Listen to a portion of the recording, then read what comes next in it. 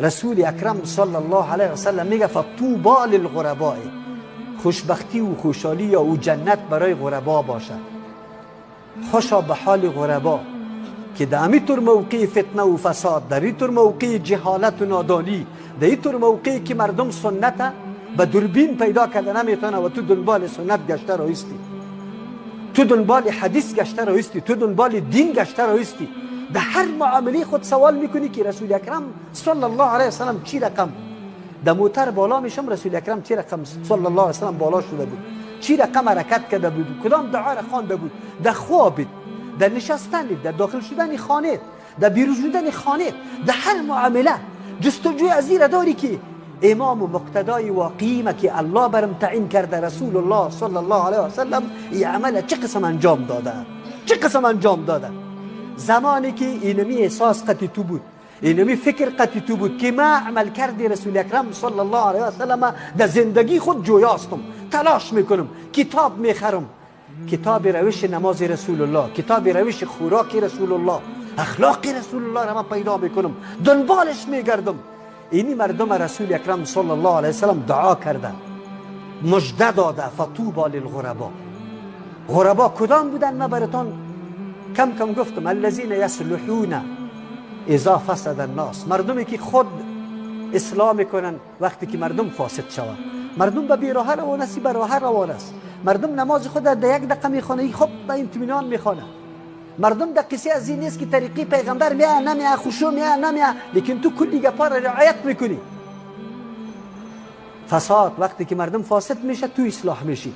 مردم دخترها زناش حجاب دور کرده تو حجاب مراعات میکنی. مردم سیگرت دادانش است تو مسواک دادان میکنی. مردم گوشی موسیقی در گوشش است، تو گوشی تقریر تفسیر درس حدیث در گوشت است. مردم سرای خود فرانسوی چند قسم حالی برآمده عجیب مویا جور میشه، ولی تو میگی نه من این رقم باید نباشم، چیزی که از رسول اکرم صلی الله علیه وسلم ثابت باشه. اینی را غربا میگه.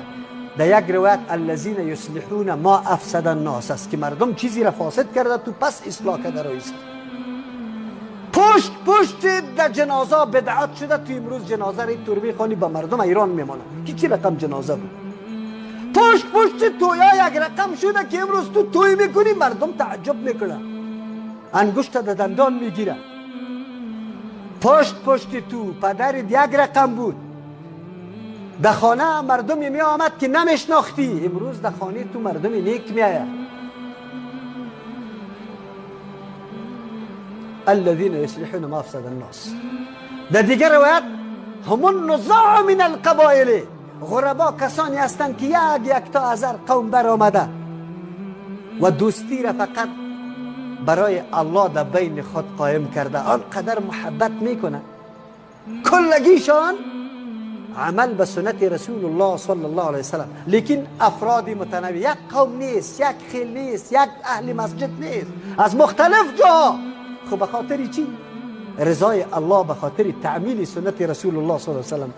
من در دیگر روایت آمده هم اناس صالحون قلیل، یا مردمان صالح خیلی کم هستند، فی اناس کثیر سوء، در بین مردم زیاد لیکن بد و زشت. در بین مردم زیاد زشت مردم خیلی کم قلیل، این مردم غربا هست.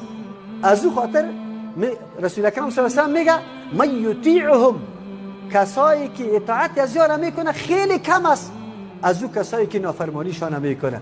در دیگر روایت میگه الذین یفرون بدینهم، کسانی هستند غربا که به دین خود فرار میکنه، از فسق و فجور فرار میکنه، خانه خود از اینجا انتقال میده به دیگر جا، مجلس ترک میکنه، میفهمه که این مجلس لهو و لعب، عیب جویی، دروغ، غیبت ترک میکنه، میره و در گوشه میشه، دین خود حفاظت میکنه. فرون بدینهم، این را غربا میگه. الله سبحانه و تعالی بکنه که واقعا ما مصداق غربت در خود پیدا کنیم، مصداق غربت در ما دیده شود که دعای رسول اکرم صلی الله علیه و سلم در حق ما صادق شود و اون مجده‌ای که رسول اکرم صلی الله علیه و سلم داده بر ما واقعا مجده شود. هستیم غریب، در عملکردهای خود با مردم تفاوتی داریم، در نماز خود، در خشوع خود، در خضوع خود، در پیروی سنت، در خوردن خود، در حلیه ظاهری خود، در رفتار خود، در سلام و کلام خود، در معامله خود، در دریوری و دکانداری خود، در دکتری و انجینری خود. واقعا تفکیک میشم یا نه؟ انگشت برم گرفته میشه یا نه؟ اگر این صفت غربت در خود پیدا کرده نوش جان، الله نصیب همه ما بکنه. اگر نکردیم کوشش بکنیم که همینطور صفت پیدا کنیم. توسط چی پیدا میشه؟ دنبال سنت های رسول اکرم صلی الله علیه و سلم گشتن. لحاظ و ملاز کسی را نکنیم که قوم اینطور میگه، مولا اینطور میگه، فلانی اینطور میگه. نه، رسول الله اینطور میگه، خلاص این کاری پیغمبر صلی الله علیه و سلم است. دنبال از او بگرد. آلی غریب جور میشی، آلی غربا جور میشی، آلی دیگه دعای رسول الله پشتی سریت است. اگر میموریم، اگر زنده باقی میمانیم، اگر در تکلیف هستی، اگر در راحت هستی، هیچ پروایی نداشته باش، به شرطی که تو غریب باشی.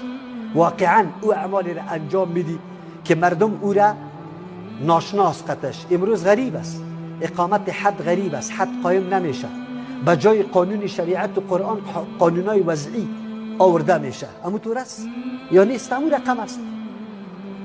به جای از اینکه ما دفاع از قرآن بکنیم، شعار خود قرآن بدانیم، نظام اسلام بدانیم، ما شعار خود دموکراسی را میدانیم. از او با حفاظت از او کمر بسته کردیم. تلاش و کوشش ما برای از اوست. نه، ما در جمله غربا و مصداق غربا خود جور بکنیم. الله سبحانه و تعالی توفیق بر ما نصیب بکنه که قدم به قدم، بلست به بلست در زندگی خود، در هر معامله زندگی ما پیروی سنت رسول الله صلی الله علیه و سلم باشیم. الله اینا برای کلگی نصیب کنه. بارک الله لنا و لكم في القرآن العظیم و نفعنا و ایاکم بالآیات و الذکر الحکیم. استغفر الله لی و لكم و لسائر المسلمین فاستغفروه انه هو الغفور الرحیم.